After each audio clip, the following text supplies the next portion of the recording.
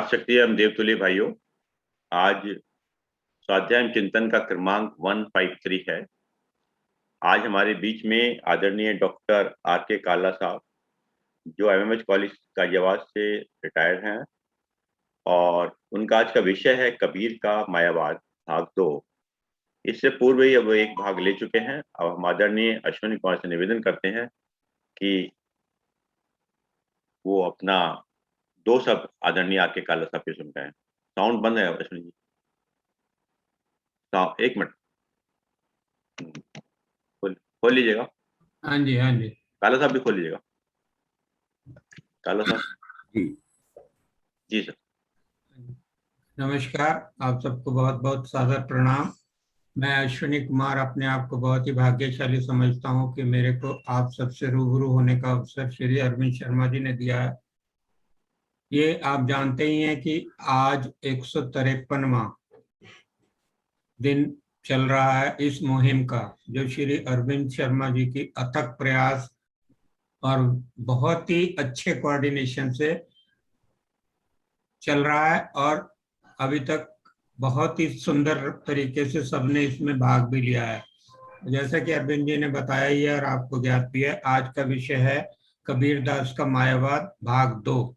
भाग 1 पहले हमारे प्रोफेसर डॉक्टर कालरा जी ने लिया था, और आज के वक्ता भी प्रोफेसर डॉक्टर आर के कालरा जी हैं, जो गुरु, रियल सेंस में गुरु का ही काम करते रहे हैं और अभी भी गुरु का ही रोल करेंगे। तो ये पहले एमएमएच कॉलेज गाजियाबाद में थे, उसके बाद मेरठ यूनिवर्सिटी में रहे। तो ये कालरा जी ने बहुत से, हमारे बीच में आज मौजूद नहीं दिख रहे, पर बहुत से ऐसे हमारे साथी हैं जिनको इन्होंने पढ़ाया है क्लास में।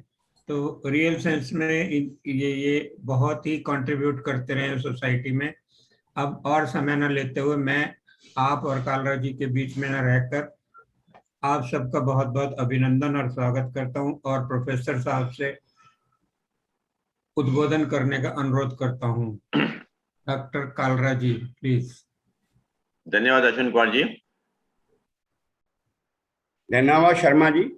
काला साहब थोड़ा सा ऊंचा हो जाइए, ऊपर थोड़ा ऊंचा बैठ कीजिए, हल्का सा, बस ठीक है, थैंक यू। धन्यवाद अरविंद शर्मा जी। धन्यवाद अश्विनी कुमार जी।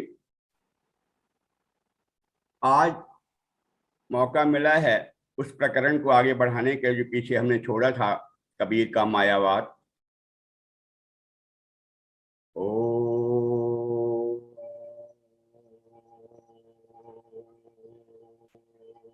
मस्तु मां सद्गमय तमसो मां ज्योतिर्गमय मृत्युर्मा अमृतगमय। ओम शांति शांति शांति ही। माया माया सबको कहे, माया न जाने कोई, जहां यह मन रम रहा माया कहिए सोए। संत कबीर। माया शब्द बेशक आम भाषा में हमेशा यूज होता है। माया मुई ना मन मुआ, मर मर गए शरीर, आशा तृष्णा ना मुई कह गए दास कबीर। लेकिन माया शब्द जो है, इसका सही अर्थ क्या है वो भी पहले डिस्कस कर लूं जरा, क्योंकि जो पीछे किया है उसे रिपीट नहीं करूंगा मामूली से आगे बढ़ते हुए। कल परसों विनय कक्कड़ जी कह रहे थे, गो गोचर जहां लग मन जाई, सो सब माया जानहु भाई। ये आंख, कान, नाक, त्वचा, जिह्वा, जहां तक इंद्रियां जाती हैं, याद रहे कि इंद्रियां अपने आप में कुछ नहीं करती। आंख नहीं देखती, आंख के पीछे मन देखता है। कान नहीं सुनते, कान के पीछे मन सुनता है। जीभ रस नहीं लेती, जीभ के पीछे मन रस लेता है। अगर आदमी बीमार है, मन उसके साथ नहीं है, तो जीभ को मीठी खीर भी मीठी नहीं लगती है। ऐसे स्पर्श त्वचा नहीं करती, मन करता है। नाक नहीं सूंघता, मन सूंघता है। तो मन छठी इंद्री है जो आत्मा से प्रज्वलित है, आत्मा से संचालित है, यह मन सब विषयों का रस लेता है। तो जहां तक मन जाता है इंद्रियों की मदद से, वो मेरा संसार, इसके आगे नहीं। मैंने शिमला देखा है, शिमला तक मेरा संसार है, उसके आगे क्या है मुझे पता नहीं। मैंने इंडिया देखा, इंडिया मेरा संसार, इंडिया के बाद ऑस्ट्रेलिया कनाडा क्या है मुझे पता नहीं। जहां तक मैंने देखा है वहीं तक मेरा संसार है। मेरी पत्नी है, मेरे बच्चे हैं, मेरे पोते हैं, नाती नातिन हैं, दामाद हैं, ये यहाँ तक मेरा संसार, मेरे दोस्त है, यहाँ तक मेरा संसार है। तो जहां तक मन ले जाता है उसे हम संसार कहते हैं। और यह जो संसार है, ये संसार आंतरिक संसार है, अंदर का संसार है। एक बाह्य संसार जिसका पीछे जिक्र किया था, श्री कृष्ण गीता में कहते हैं कि अष्टा प्रकृति जो है यह बाह्य संसार है, क्योंकि गगन, वायु, अग्नि, जल, धरती, समष्टि मन, समष्टि बुद्धि, समष्टि अहंकार, ये 8 तत्वों की जो प्रकृति है ये बाह्य प्रकृति है। और यह प्रकृति किसी को दुख नहीं देती। ये प्रकृति आवश्यक है जीवन को जीने के लिए, क्योंकि शरीर रूपी रथ जो ईश्वर ने दिया है, इस ईश्वर ने जो रथ दिया है इसको चलाने के लिए, ये रथ मिला किस लिए है? कठोपनिषद कहता है कि आत्मा रथी है, इसको रथ दिया है जिसमें 5 इंद्रियां हैं, 5 कर्मेंद्रियां हैं, मन है, बुद्धि है, और उसके ऊपर आत्मा बैठी है। और आत्मा से कहा गया इस रथ की मदद से मेरे पास आ जा। लेकिन जीव इतना माया में रचा है कि उस रथ को ईश्वर तक जाने की बजाय उस रथ के सवारने में लग गया है। मैं हरिद्वार जाऊं किसी होटल में, मेरा मकसद वहां घूमना है, तीर्थाटन करना ये है, लेकिन मैं वहां बजाय गए उस होटल को सवारने में लग जाऊं, उसके किचन के मीन में निकालता रहूं, उसको ठीक करता रहूं, या उसके बेड को ठीक करता रहूं, तो समय निकल जाएगा, वापस आना होगा। तो रथ को सवारने के बजाय जो रथी बैठा है उसको अपनी यात्रा तय करनी है। आत्मा सफर पर है, और सफर पूरा तब होगा जब इस रथ का सही प्रयोग करते हुए, मन को बुद्धि से नियंत्रित करते हुए रथी यानी आत्मा अपने परमात्मा तक, अपने परम धाम तक पहुंच जाए। तो जो मन है ये इंद्रियों के बस में नहीं आता। ये मन जो है इंद्रियों के बस में रहता है, उसके ऊपर नहीं नियंत्रण कर पाता। ऊपर बैठा बुद्धि जो है, जो इसका रथी है, जो इसको चला रहा है, वो भी नियंत्रण नहीं कर पाता। लिहाजा आत्मा भटकती रहती है, बार बार संसार में आकर के आवागमन का चक्कर काटती रहती है। लेकिन ये जो बाह्य संसार है, जो अष्टा प्रकृति का है, वो हमें तकलीफ नहीं देता, क्योंकि इसकी जरूरत है शरीर को मेंटेन करने की। क्योंकि जब तक तन नहीं है, तन अगर जर्जर हो गया तो आत्मा उसमें टिकती नहीं, आत्मा फिर निकल कर नया शरीर धारण करना चाहती है। तो तन को मेंटेन करने के लिए और मन को भी बराबर चलायमान रखने के लिए ये संसार आवश्यक है। लेकिन जो अंदर का संसार है, मन का जो संसार है, क्योंकि मन का विस्तार ही संसार है। मन संकीर्ण है तो संकीर्ण विस्तार है, बढ़ा हुआ है तो बढ़ा हुआ विस्तार है। जैसी दृष्टि वैसी सृष्टि, ये एक मुहावरा प्रयोग किया जाता है। तो माया जो है ये जीव को भ्रमाती। कबीर माया पापिनी फंद ले बैठी हाथ, सब जग तो फंदे पड़ा गया कबीरा का। संत कबीर कहते हैं कि पूरे जग को फंदे में डालने के लिए ये प्रपंच है, ये संसार जो है अंदर का, ये अंदर का संसार जो है, ये जो प्रपंच है, ये हर किसी को बांधे बैठा है, फांसता है। तो एक संत कबीर ने कहा, माया महाठगनी हम जानी, त्रिगुण फास लिए कर डोले, बोले मधुरी बात। कि ये हर तरह से मधुर वाणी बोल करके जिस भी रूप में सामने आती है, जीव को फांस लेती है। त्रिगुण फांस लिए कर, तीन तरह का जो फांस है, सत्वगुण का, रजगुण का, तम गुण का, ये तीनों गुण जीव के अंदर प्रेजेंट रहते हैं। कभी कोई एक हावी हो जाता है। अभी हम स्वाध्याय और चिंतन में बैठे हैं, तो सत्वगुण हावी है, बाकी दोनों दबे पड़े हुए हैं। पर अभी मुझे कोई आके छेड़ दे, मुझे कोई गाली दे दे, इमीडिएटली जो है वो तम गुण सामने आ जाएगा। अभी बाहर से कोई कहे मेरे फायदे की बात, तो रजगुण में चला जाएगा।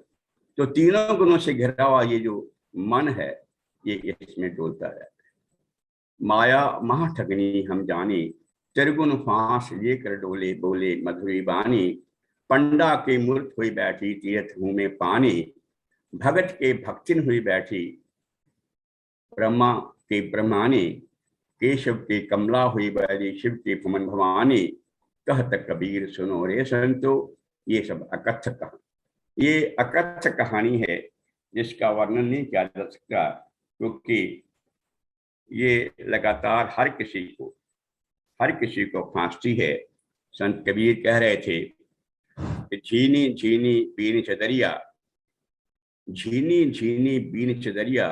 काहे के ताना काहे के भरनी, कौन तार से बीन चदरिया। बोली ये जो शरीर बना है, जिसमें कई तरह के अंदर रचना रची हुई है, जिसके अंदर हाड़ है, मांस है, मज्जा है, वीर्य है और रक्त है, जल है इत्यादि। ये जो बना हुआ शरीर है, ये शरीर बड़ा महीन धागे से बना, ईश्वर ने बड़ी मेहनत से बनाया है। तो झीनी झीनी बीन चदरिया, काहे का ताना काहे के भरनी, कौन तार से भी। इसमें कौन से ताने पर ये शरीर बुना गया है, कौन सी भरनी बना गया है, और कौन सा इसमें सूत लगा है। तो संत कबीर, झीनी झीनी बीन चदरिया, काहे के ताना काहे के भरनी, कौन तार से बीन चदरिया। इगला पिगना सुषुम्ना नाड़ी। तो ये यानी इन नाड़ियों से इगला, पीड़ा, इड़ा को इगला संत कबीर कहते हैं। इगला पिगला सुषुम्ना नाड़ी, इनसे ये रचा गया है। 8 कमल दल चरखा डोले, 3 तत्व गुण 3 चदरिया। महात्मा कहते हैं कि 8 तत्वों से बना हुआ माँ के पेट में बनाया गया ये जो शरीर है, ये जो वस्त्र है, यह चादर, ये जो आकर्षक चादर बनाई गई है, यह चादर सुनर्मन ओढ़न, ओढ़ के मैली कीन चदरिया। यह चादर सुर नर्मन ओढ़न, इस चादर को, इस कीमती चादर को, शरीर को नर ने, ऋषियों ने, मुनियों ने, सन्यासियों ने, गृहस्थियों ने, सब ने ओढ़ा है। यह चादर सुर नर्मन ओढ़न, ओढ़ के मैली कीन चदरिया। दास कबीर जतन से ओढ़न, ज्यों की त्यों धरती ने चदरी। इसमें कोई अभिमान का नहीं झलकता कि अभिमान की बात कर रहा हूँ कि मैंने इस तरह से इसको पहना है, लेकिन जो उन्होंने समाज सेवा की, जो कुछ उन्होंने किया, उसका भाव यही था कि इस शरीर को, इस अमूल्य चादर को, इस अमूल्य कीमती शरीर को व्यर्थ में जाने नहीं दिया। जिस काम के लिए संसार में आए थे, उसके साथ उन्होंने साक्षात्कार किया और परमात्मा को मिलने के लिए उन्होंने इस चादर का प्रयोग किया है। तो महात्मा फिर आगे फरमाते हैं, कबीर माया पापिनी, ये माया पापिनी है, पाप कराती है, पाप कर्म में ले जाती है, पुण्य को कम करती है। कबीर माया पापनी, हरिशों करे हराम, मुख कड़ाई कुमति का, कहाँ न दीजिए राम। यह जब राम का, अभी महात्मा कल कर से हरिभज भाई, अपने प्रभु को याद कर, ये पापिन जो है प्रभु को मुड़ने नहीं देती। फिर आगे कहते हैं, कबीर माया सर्पिणी, जनता ही को खाए, ऐसा मिला न गारुड़ी पकड़ पिटारे पाए। ये माया जो है सर्पणी है और अपनी जीभ से सबको डस रही है। ऐसा कोई गारुड़ी नहीं मिला जिसको पकड़ करके इसके जहर को निकाल सके। ऐसा मिला ना गारुड़ी पकड़ पिटारे बाए। कबीर माया मोहिनी जैसी मीठी खांड। जिसमें चीनी होती है, डायबिटीज का पेशेंट है, डॉक्टर ने कई बार मना किया चीनी नहीं खानी, लेकिन जैसे ही सामने रसगुल्ला आता है, सामने गुलाब जामुन आता है, इमरती या जलेबी आती है, मन एकदम उधर दौड़ पड़ता है, कह देता है चलो एक आज खा लेता हूँ, दवाई डबल ले लूंगा, दो डोज ले लूंगा। तो पाल साहब बैठे हैं, जानते हैं कि उसका क्या असर होता है। तो कबीर माया मोहिनी जैसी मीठी खांड।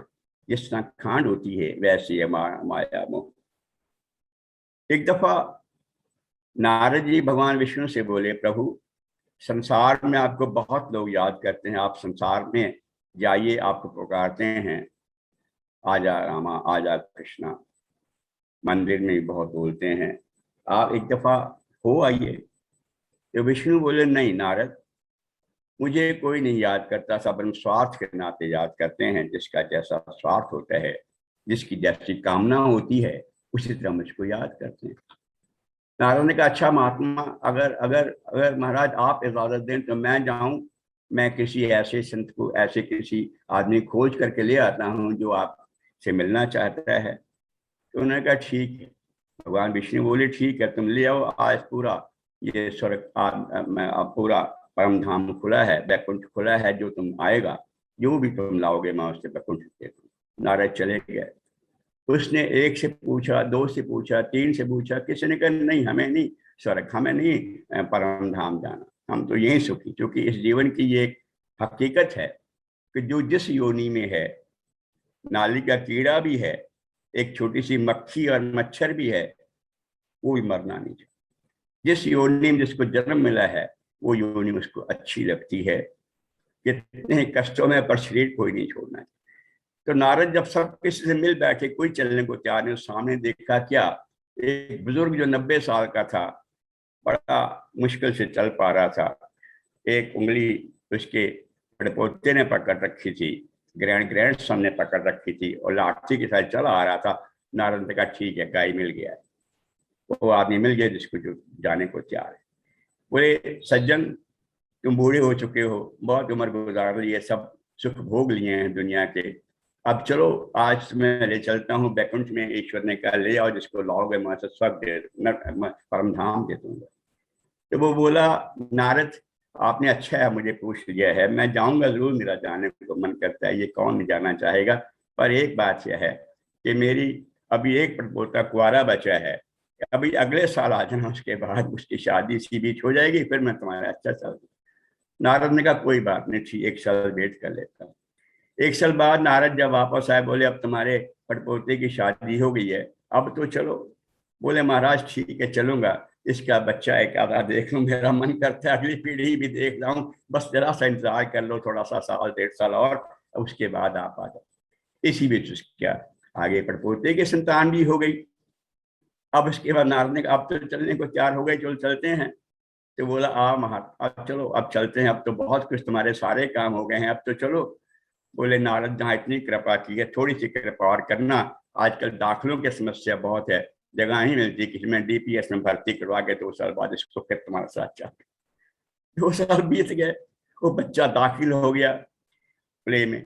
जब दाखिल हो गया तो नारद ने कहा ठीक, आप तो बिल्कुल फ्री हो गया है, चलो अब चल।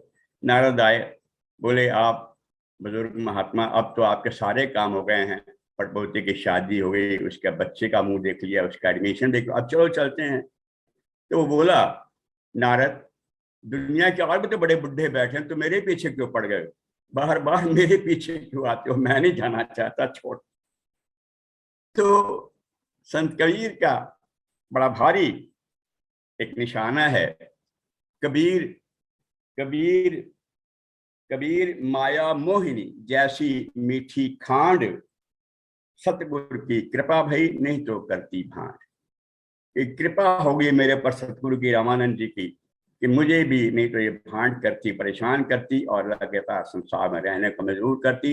अब मुझे तो जब भी बुलावा आए मैं तैयार बैठा हूं, कोई परेशानी नहीं। कबीर माया चोर की मुझमें से लावे हाट, एक कबीरा नाम से जिनकीनी बारहा पाठ। जिसने पूरी तरह से माया पे कब्जा कर लिया है उसको कुछ नहीं कहती, बाकी सारे संसार को इसने टसा हुआ है और ये फांस को लगातार और गहरा करती जा रही है, किसी तरह से छोड़ना नहीं चाहती। तो संत कबीर ने एक मिसाल देते हुए शब्द कहा था, उनका ये कहना शब्द मैं बताता हूं आपको, पर उसके पहले उसका अर्थ बताऊं क्या है कि जीव ने अपने स्वरूप को स्वयं भुलाया है। ईश्वर कहीं खोया नहीं, ईश्वर को हमने भुलाया है।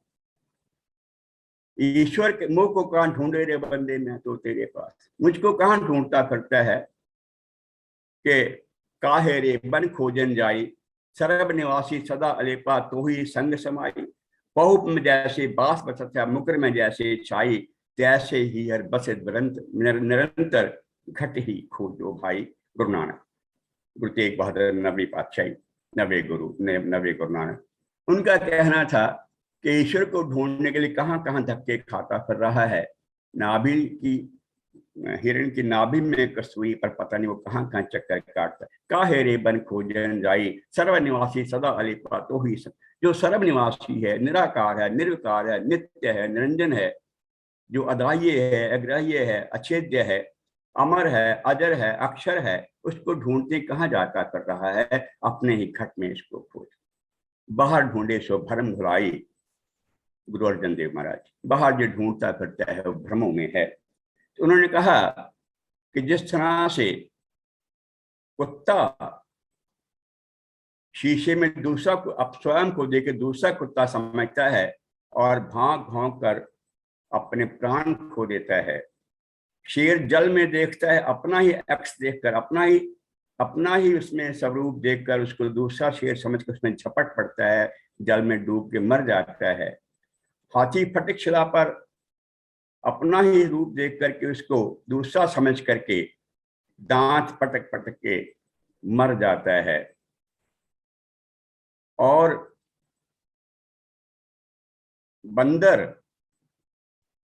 जो बाजीगर होता है ना, वो बाजीगर एक छोटे से सुराही जैसे घड़े में चने भुने हुए डाल देता है, और बंदर जब देखता है तो चनों को पकड़ने के लिए अंदर हाथ डालता है, सब मुट्ठी में पकड़ करके मुट्ठी बंद कर लेता है, और ना मुट्ठी खोलता है ना मुट्ठी बाहर आती। इसी बीच वो जो बाजीगर है वो उसको पकड़ लेता है और अपने घर नचाता करता है। बाजीगर का 15 मन जीव के साथ। तो वो उस बंदर से फिर जगह जगह तमाशा दिखाकर अपने पैसे कमाता है, अपना लाइवलीहुड चलाता है। ऐसे ही जो तोता होता है वो नलनी पर बैठता है, नलनी के ऊपर एक चरखी सी होती है, उसके ऊपर लाल मिर्च टांग दी जाती है। तो सुरटा वहां जब बैठता है तो वो घूम जाती, वो जैसे घूमती है कभी नीचे कभी ऊपर आती है, तो वो उड़ना नहीं चाहता, उड़ता नहीं, कहीं मैं फंस ना जाऊं, उसी में लटका रहता है। तो उसके बाद उसको आके पकड़ लेता है। तो उन्होंने, महात्मा ने लिखा कि आप हूं आप बिसारियो, कि अपने स्वरूप को स्वयं जीव ने भुलाया है।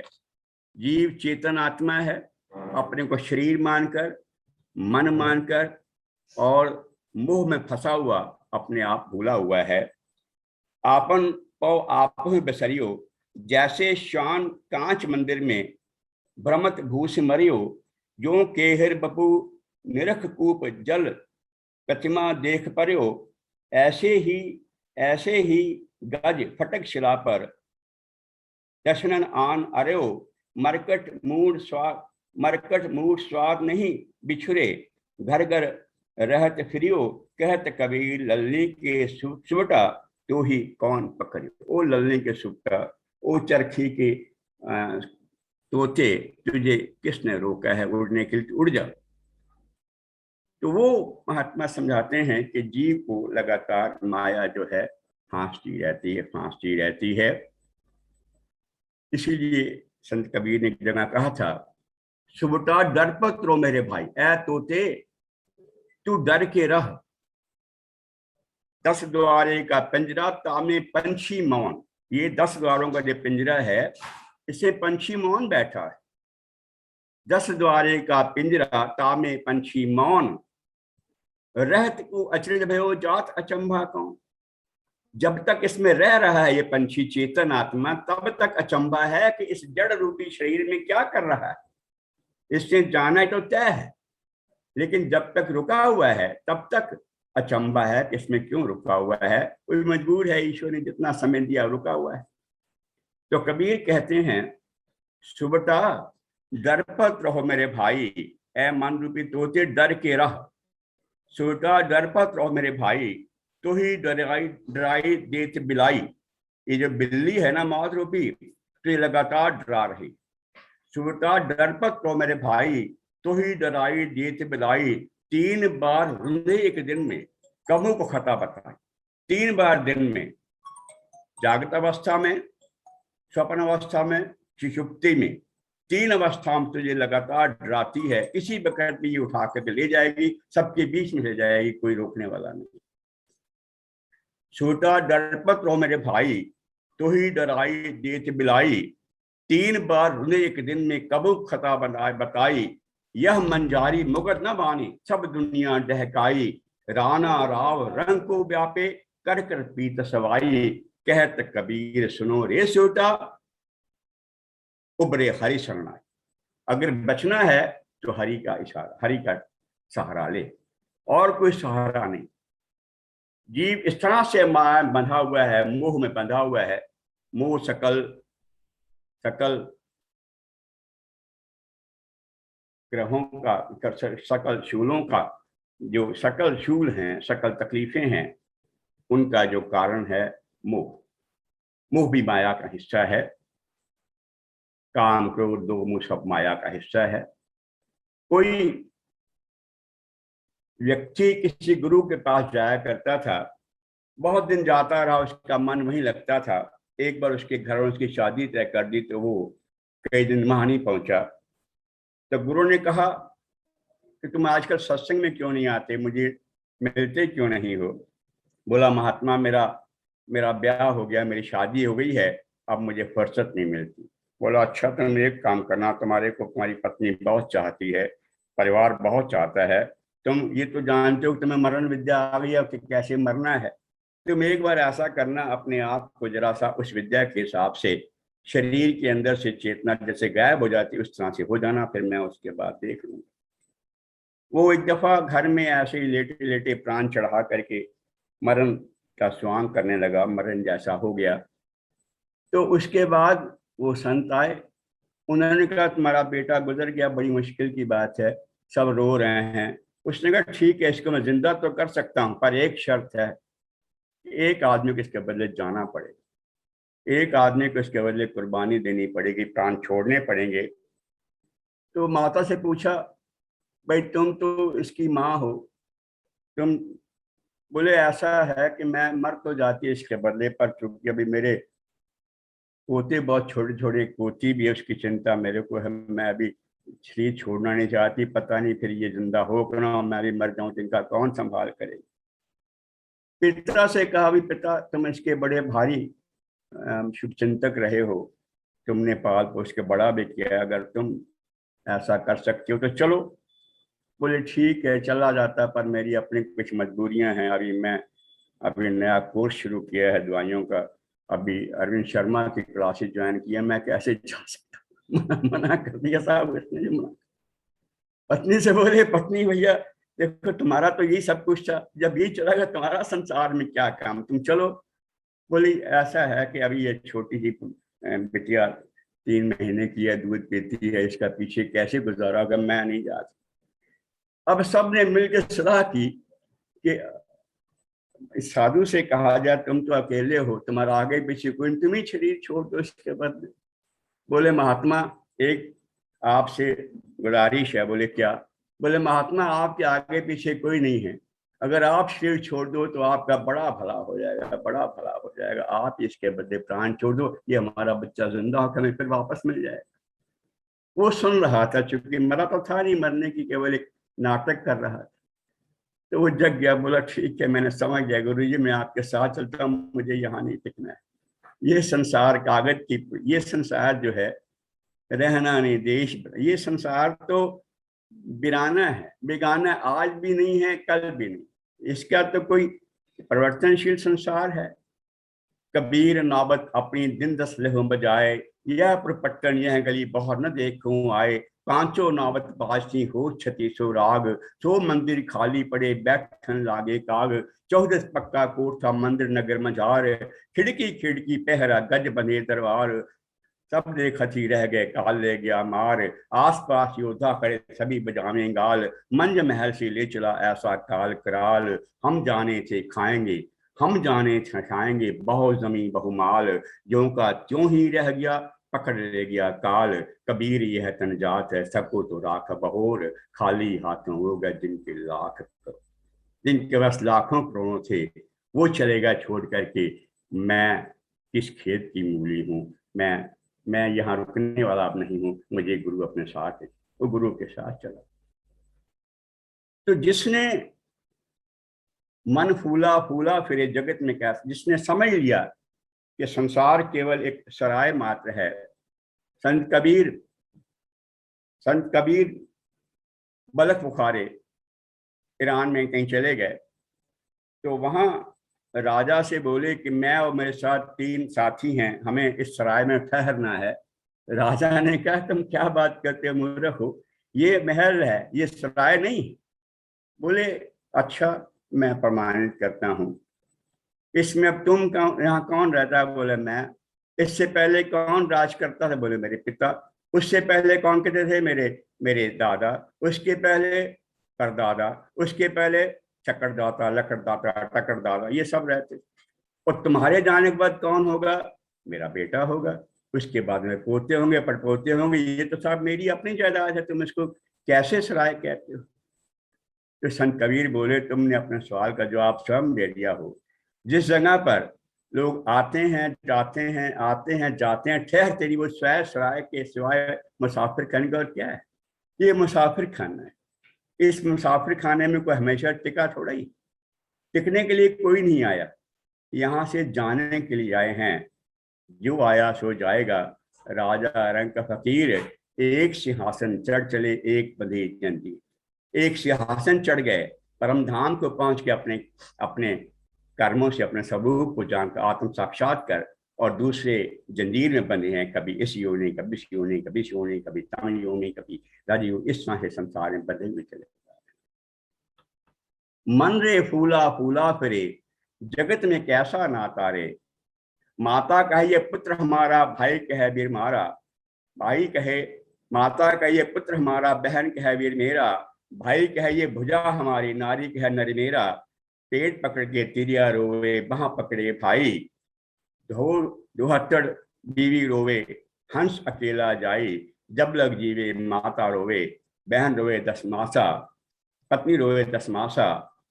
कहत कबीर सुने संतो, छोड़ो जग की, इस जग की आशा मत रखो। इस जग से, इस माया से सबने जाना है। तो माया जो कामनाएं हैं, परसों कक्कड़ विनय कक्कड़ जी कह रहे थे कि हमने भोगों को नहीं भोगा, भोगों ने हमें भोग लिया है। ये जाति ने अपने बच्चों की उम्र भोग ली, उसके बाद संसार छोड़ने को मन नहीं था। तो भोगों ने हमें नहीं भोगा, हमने भोगों ने हमको भोग लिया। कृष्णा जीर्ण नहीं, हम जीर्ण हो गए। कामनाएं खत्म हुई, कामों ने हमें खत्म कर दिया है। तो परिणाम, ये संसार जो है नहीं रहने वाला है। और संसार किस चीज का नाम? जैसे अभी मैंने कहा, माया किस चीज का नाम है? असदा प्रकृति को छोड़ी, मन का नाम है माया। कबीर, माया जो है ये मन है। तो मन जो है ये कहाँ कहाँ जीव को ले जाता है। इसलिए महात्मा कहते हैं कि माया मूई न मन मुआ, मर मर गए शरीर। आशा तृष्णा ना हुई, कह गए संत कबीर। ये जो मन है, इस मन से ऊपर उठना है। इसलिए कहा कबीर, मन तो एक चाहे जहां लगाओ। कबीर मन तो एक है चाहे जहां लगाए। चाहे गुरु की भक्ति कर, चाहे विषय कर। एक ही तो मन है, दो मन नहीं। जैसे उद्धव समझाने आए थे गोपियों को, ईश्वर, साकार ईश्वर की प्रार्थना छोड़ो, निराकार ब्रह्म की उपासना क्या करो। तो गोपियों ने कहा, एक ही मन था गयो श्याम संग को इरादे ईश। एक मन था, चला गया, और अब कौन सा दूसरा मन कहाँ से लाएं जो कि इस निराकार ईश्वर की उपासना आराधना।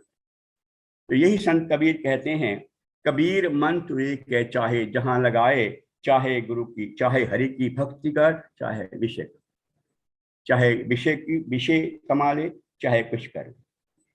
तो बाजीगर का बंदरा, बाजीगर का बंदरा जीव मन के साथ, ये जो जीव है, ये जो मन है, बाजीगर का बंदरा मन जीव के साथ, ये जो मन है जीव के साथ साथ जीव को नचाता रहता है, और नचाने के बाद ये कमान अपने हाथ में रखता है। ये मन जो है, मन ये नचाता है। एक सेठ के पास कोई नौकर चला गया, सेठ जी मुझे नौकरी पर रख। सेठ ने, मुझे नौकरी की जरूरत नहीं, नौकरी की जरूरत नहीं, मेरा काम ही इतना है। बोले जितना तुम्हारा काम है तो मुझे कहोगे, मैं हाथों निपटा दिया करूँगा, और तनख्वाह भी नहीं लूँ, कोई तनख्वाह, फ्री काम करूँ, फ्री। पर मेरी एक शर्त है। शर्त क्या है? शर्त ये है कि मुझे अगर काम नहीं दोगे तो मैं तुम्हारी गर्दन दबाऊँ। बोला बड़ी कठिन शर्त है। उसने कहा लेकिन फ्री है, चलने तो सब काम अपने अपने करा लो। सेठ ने उसको नौकर रख लिया। वो नौकर से जो काम कहता, नौकर काम करके आ जाता। उसके बाद कोई काम नहीं तो वो गर्दन दबाने लगता। बोला बड़ा मुश्किल हो गया है। तो गुरु के पास गया। बोले गुरु, मैंने एक मुश्किल डाल ली अपने ऊपर स्वयं। बोले क्या?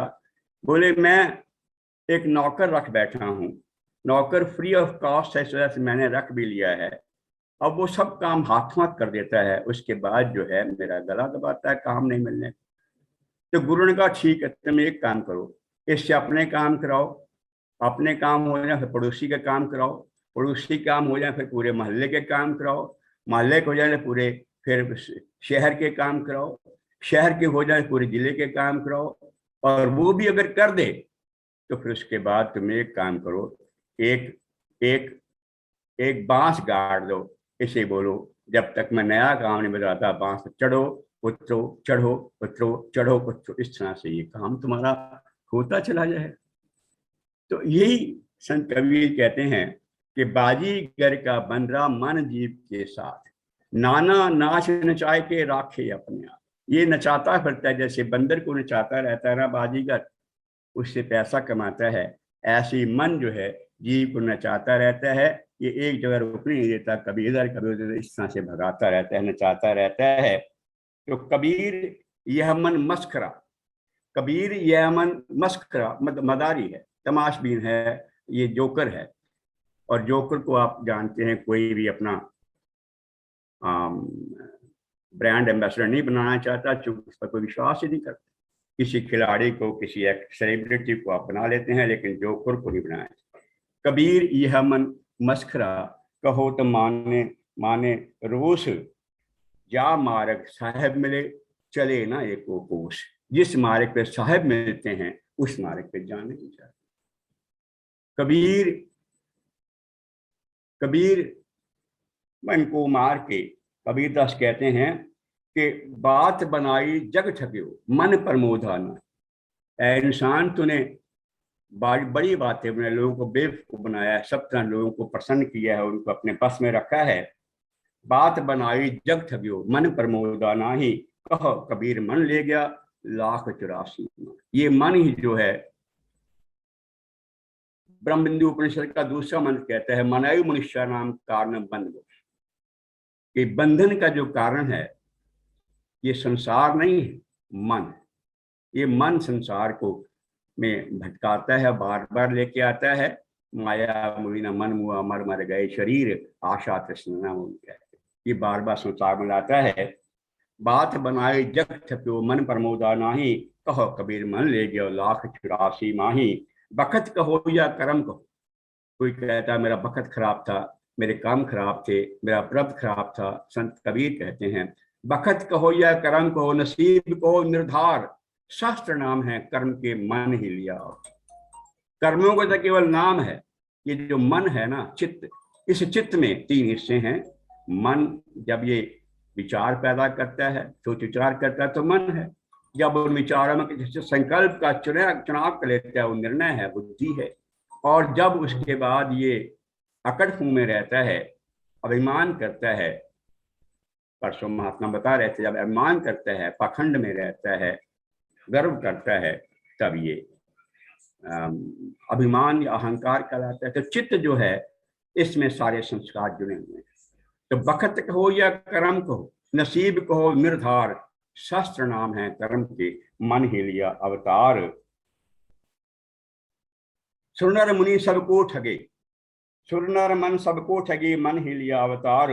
जो या मन से बचे सोई जग से, जिसने मन को बस में कर लिया है, जिसने मन पर कंट्रोल कर लिया है, वो मन के मते न चालिए, मन के मते अनेक, जो मन पर अस्वार है सो साधु कोई। मन के मते चलने से, मन की बात मानने से यह मंझधार में गिराता है, ये कहीं ठिकाने लगने देता। मन के मते न चालिए, मन के मते अनेक, क्योंकि तीन गुणों से ग्रसित है ना, त्रिगुणी माया इसको फंसाती रहती है। तो मन के मते न चालिए, मन के पीछे मतलब। इसलिए गुरु नानक कहा करते थे कि मन बेचो सतगुरु के पास, मन बेचे सतगुरु के पास, इस सेवक के कार्यद्रास। जिसने अपने मन को गुरु के पास रख लिया है, गुरु की आज्ञा में लगातार जिंदा रहता है, उसके काम सब रास होते रहते हैं। तो जो अनाड़ी है, जो अपने आप को गुरुमुख नहीं मनमुख अपनी मर्जी पे चलता है कि मैं जो कर रहा हूँ ठीक है, किसी की मति लेता नहीं है, वो परेशान होता है, दुखी होता है। तो मन के मते ना चालिए, मन के मते अनेक, जो मन पर अस्वार है सो साधु कोई। जो मन पर अस्वार हो जाता है वो साधु होता है, और वही केवल ऐसा है जिसने अपने आप को संसार में ला करके पार किया है। अब मन का एक रूप जो है अभिमान, क्योंकि मन कब मन होता है, जब अभिमान में जाता है। अभिमान में नहीं है, केवल बुद्धि का काम करता है, सोच विचार करता है, कोई प्रॉब्लम ही नहीं। लेकिन जब मन अहम में जाता है, अकड़पू में जाता है, अभिमान करता है, तब यह जीव को फंसाता है और कई संकटों में डाल देता है। ऐसी ऐसी बात कह के आ जाता है जिससे आदमी परेशान होता है। उसको पूरा करने के लिए फिर बड़ा कुछ करना पड़ता है, बड़े पापड़ बेलने पड़ते हैं। तो महात्मा इसलिए कहा करते हैं कि इस झूठे तन को कहा ग्रविये। इस पर किस बात का गर्व किया जाए? झूठे तन को, संत कबीर, झूठे तन को कहा गर्विये, मरिए पलवर रह न पइये, खीर खान घृत पिंड संवारा। जो जिस तन को घी से मालिश की जाती थी, खीर खिलाई जाती थी, लगातार उस पे अंदर बादाम, रोगन और बादाम पिलाए जाते थे, और उसके ऊपर तरह तरह के श्रृंगार किए जाते थे। झूठे तन को कहा ग्रविये, मरिए पलवर रह न पइये, खीर खान घृत पिंड संवारा, प्राण जाए ते बाहर जारा, चंदन चर्च चोवा अंगा, सो तन जरिए काठक संगा, कह कबीर ये किन्न विचारा, एक दिन भइये हाल हमारा, हाड़ जले जो लाकड़ी, केश जले जो घास, यह तन जलता देख के भयो कबीर उदास। संत कबीर कहते हैं कि ये इस तरह से जो उदासी में रहता है, मैं सब संसार को देख करके, जो हालत संसार की हो रही है, इसको देख करके उदास हो गया हूँ। तो उन्होंने कहा, कबीर गर्व न कीजिए इस देही की आस। इस देह पर बहुत बड़ा अभिमान करके कि मेरे इतने सारे बरादरी है, इतनी बड़ी बरादरी, इतना धन संपत्ति का मालिक मैं हूँ, मैं कुछ भी कर सकता हूँ। तो ये जो अभिमान है, ये उसे कहीं छोड़ता नहीं, मारता है। कबीर गर्व न कीजिए इस देही की आस, तेसु फूले दिवस चार खंकर भय पलास। उसका कितना दिन होता है, एक दिन का, उसके बाद वो सूख जाता है या तोड़ लिया जाता है, ऐसी जीवन है, इसका कितना भरोसा कर सकता है? मुश्किल। कबीर गर्व न कीजिए ऊंचा देख आवास, मेरा मकान बहुत ऊंचा है, 3-3 4-4 मेरे महल हैं। कबीर गर्व न कीजिए ऊंचा देख आवास, अंत काल भूमि लेटना जाके ऊपर। अंत काल जमीन में ही केवल ठिकाना है जिसके ऊपर घास उग जाए। कबीर गर्व न कीजिए चाम लपेटे हाड़, ये शरीर जो है हड्डियों के ऊपर चमड़ा लपटा हुआ है। कबीर गर्व न कीजिए चाम लपेटे हार, हैवर ऊपर छत्र धरती पूरी धरती का। जो सिकंदर लोदी जैसे और सिकंदर जैसे बादशाह थे वो जमीन में गड़े पड़े हैं, उनका कोई नामो निशान नहीं। एक शायर लिखता है, जर सिकंदर ने जमा कर, जर कहते हैं पैसे को, जर सिकंदर ने जमा कर कह दिया मैं हूं महान। जर सिकंदर ने जमा कर कह दिया मैं हूं खुदा, वक्त रहले जब जहां से वो लगा होने जुदा। क्योंकि जाना तो सबको है, रहलत का समय तो आ ही जाना है। जर सिकंदर ने जमा कर कह दिया मैं हूं खुदा, वक्त रहले जब जहां से वो होने लगा जुदा। अपने रईयत और वजीरों बेगमों से ये कहा, है कोई मुझको बचा ले, है कोई मुझको बचा ले, मौत से अहले होता। धीरज दौलत का लगाकर सामने फिर यूं कहा, थी तवक्को तुझसे भारी, देगी मेरे साथ तू, हो सके तो आज तू मुझको ली बचा। जब सब ओर से जवाब मिल गया, ना रैयत ने, ना बेगमों ने, ना वजीरों ने किसी हामी नहीं भरी बचाने की, तो ढेर दौलत का लगाकर सामने फिर यूं कहा, तुझसे थी तवक्को भारी, तू ही मुझको बचा। जब सब ओर से मना हो गया तो जाते जाते कहने लगा, यूं मेरी अंतिम रजा, हाथ दोनों बाहर हों ये मेरी अंतिम। कफन से मेरे हाथ बाहर रख देना ताकि लोग देख ले कि मैं सांस क्या नहीं करती जा। तो संसार का सम्मान संसार के ही है। ईशवासिमदम सर्वम यत्किंच जगत्याम जगत तेन तक्तेन भुंजी था माँ ग्रथ कसम सुध। ये सारा संसार का सम्मान आपके लिए, उपभोग करो बेशक करो, पर इस पर आसक्ति मत रखो, इसका गर्व मत करो। ये सारा धन किसका है? किसी का नहीं। तो कबीर गर्व न कीजिए रंग न हंसिए कोई, अभी तो नाव समुद्र में क्या जाने क्या। कोई आदमी कहता है कि मैं यहाँ तक पहुंच गया हूँ, मेरा तो अब कोई कुछ बिगाड़ नहीं सकता। संत कबीर कहते नहीं, यानी जब तक अंतिम सांस न आ जाए तब तक तुम, यानी एक वैश्या कोठे पर जाती थी, रहती थी, नीचे संत जाया करते लंबी दाढ़ी वाले, संत से पूछा करती थी ऊपर आवाज देकर कि संत तेरी दाढ़ी अच्छी है या मेरे कुत्ते की पूंछ अच्छी है। वो सुनता, जवाब नहीं दे, चला जाता था। जब उसका अंतिम समय आ गया तो उसने अपने शिष्यों से कहा, फला जगह वेश्या रहती है, उसको जरा बुला के लाना। और जिस वक्त शिष्यों ने सुना, हैरान हो गया, गुरु के अंतिम समय कहाँ मती चली गई है, वेश्या को बुला रहे हैं। तो वेश्या को बुलाया गया, हुक्म था। जब वो आ गई तो उसने पूछा, वेश्या वो जो सवाल तो रोज करती थी ना मेरे वहां निकलते हुए, वो आज कर। वेश्या डर गई पर पूछा कि तेरे ये दाढ़ी अच्छी है, मेरे कुत्ते का पूंछ अच्छी, कुत्ते की पूंछ अच्छी। बोले, वैश्य तेरी बात का जवाब आज मैं दे सकता हूँ, क्योंकि मेरे मरते समय मेरी ईशा, मेरी जो मेरी लगन है मेरे गुरु में, मेरे प्रभु में लगी हुई है। आज मैं कह सकता हूँ तेरे कुत्ते की पूंछ, मेरी दाढ़ी अच्छी। जो दाढ़ी मैंने बढ़ाई है, गुरु सेवा में बढ़ाई है, हरि सेवा में बढ़ाई है, आज चूंकि मेरी लगातार उसी के साथ लिप जुड़ी हुई है, आज मैं कह सकता हूँ कि ये मेरी दाढ़ी अच्छी। समय की सीमा है, इजाजत नहीं दे रही, मैं आगे नहीं बढ़ूंगा। ये विषय तो फिर भी चलता रहेगा। मेरा जो 2 बाकी बचे हुए हैं, कबीर का सुधारवाद और कबीर का रहस्यवाद, वो पेंडिंग है। ये वाला भी पेंडिंग है, पर देखते हैं अरविंद जी कितना टाइम दे पाते हैं। इन्हीं के शब्दों के साथ मैं आप सबका बहुत बहुत धन्यवाद और सबको प्रणाम करता हूँ। नमस्कार। हम आदरणीय डॉक्टर प्रोफेसर आर के काला साहब को धन्यवाद देते हैं। आज आपने कबीर का मायावाद का पार्ट 2 लिया। आपने बहुत सरल और शब्दों के द्वारा हमको व्यक्त किया। हम आपको हृदय से आभार प्रकट करते हैं। नमस्कार। जैसा कि हम सबको विदित था, कालरा जी का ओजस्वी पूर्ण प्रवचन, उद्बोधन, संबोधन रहा, और ये हम बचपन से ही कबीर जी के दोहे सुनते आए हैं, और ये हमारे मन पटल पर इतने चढ़े हुए हैं कि इतने बड़े होने के बावजूद भी हम उनको भूलते नहीं हैं, और ये बहुत ही मीनिंगफुल है, ऐसा नहीं है। और कबीरदास जी अपने टाइम में बहुत ही विवादित भी रहे, क्योंकि वो सूफी भी थे, संत भी थे, और साथ में वो किसी को बख्शते नहीं थे, चाहे हिंदू हो चाहे मुसलमान हो या कोई भी हो।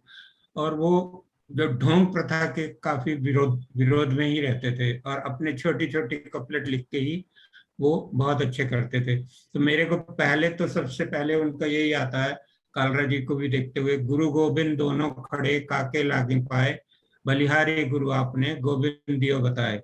तो कालरा जी वैसे ही गुरु हैं, और उन्होंने बहुत अच्छा ज्ञान भी दिया।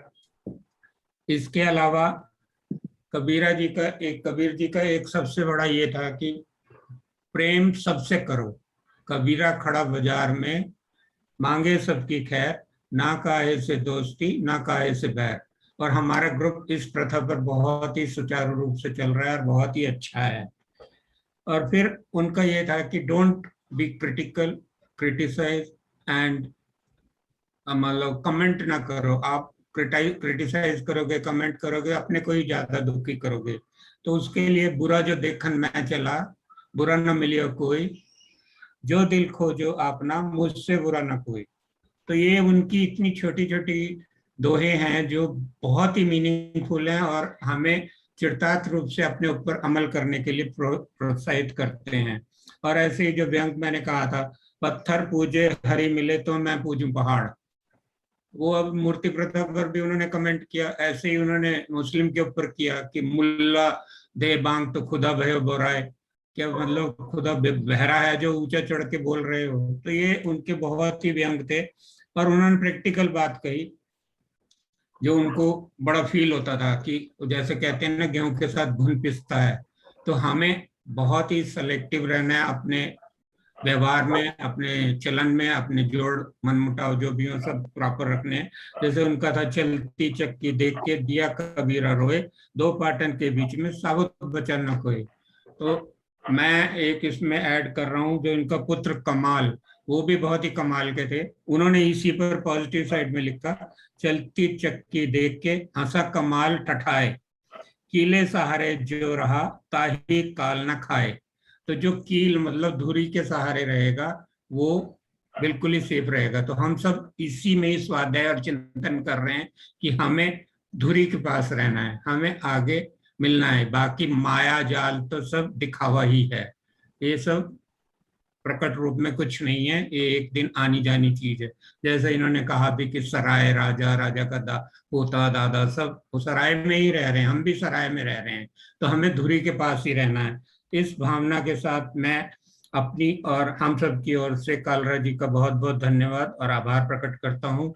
और आपको सबको बताइए, अरविंद जी ने बहुत अच्छा वो समा बांध रखा है, और उसके साथ साथ ये सब YouTube पे भी अपलोड हो जाता है। तो इसको सुन सुन के हम और ही उत्साहित होते हैं, और जो रह जाता है उसे रिपीट सुन लेते हैं। और मेरे को लगता है इसलिए कई हमारे साथी कई बार अटेंड भी नहीं कर पाते या करते नहीं है कि चलो YouTube पे तो मिल ही जाएगा। बहुत बहुत धन्यवाद। धन्यवाद आदरणीय अश्विनी कौर जी, धन्यवाद डॉक्टर आर के काला साहब। ओम शांति शांति शांति।